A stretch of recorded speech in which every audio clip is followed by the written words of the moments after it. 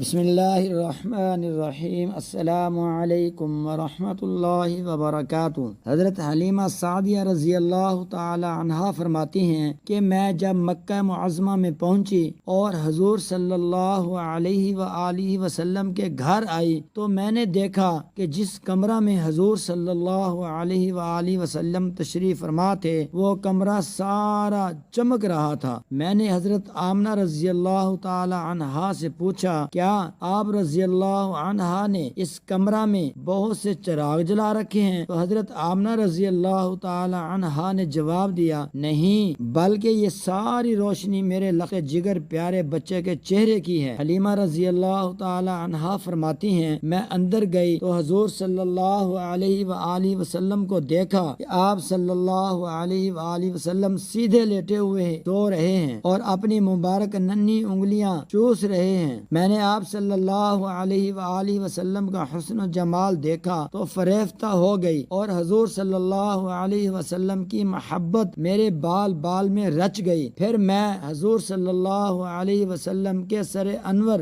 مبارک کے پاس بیٹھ گئی اور حضور صلی اللہ علیہ وآلہ وسلم کو اٹھا کر اپنے سینے سے لگانے کے لیے ہاتھ بڑھایا تو حضور صلی اللہ علیہ وآلہ وسلم نے اپنی چشمان مبارک کھول دی اور مجھے دیکھ کر مسکرانے لگے۔ اللہ اکبر! میں نے دیکھا کہ اس نور بھرے منہ سے ایک ایسا نور نکلا جو آسمان تک پہنچ گیا۔ پھر میں نے حضور صلی اللہ علیہ وسلم کو اٹھا کر بہت پیار کیا۔ پھر حضور صلی اللہ علیہ وآلہ وسلم کو لے کر واپس چلنے لگی تو حضرت عبد المطلب رضی اللہ عنہ نے زاد راہ کے لیے کچھ دینا چاہا تو میں نے کہا حضور صلی اللہ علیہ وآلہ وسلم کو پا لینے کے بعد اب مجھے کسی چیز کی ضرورت نہیں۔ حضرت حلیمہ رضی اللہ عنہا فرماتی ہیں جب میں اس نعمت عظمیٰ کو گود میں لے کر باہر نکلی تو مجھے ہر چیز سے مبارکباد کی آوازیں آنے لگیں، اے حلیمہ رضی اللہ عنہا، محمد صلی اللہ علیہ وآلہ وسلم کی تجھے مبارک ہو۔ پھر جب میں اپنی سواری پر بیٹھی تو میری کمزور سواری میں بجلی جیسی طاقت پیدا ہو گئی کہ وہ بڑی بڑی توانا اونٹنیوں کو پیچھے چھوڑنے لگی۔ سب حیران رہ گئے کہ حلیمہ رضی اللہ عنہا کی سواری میں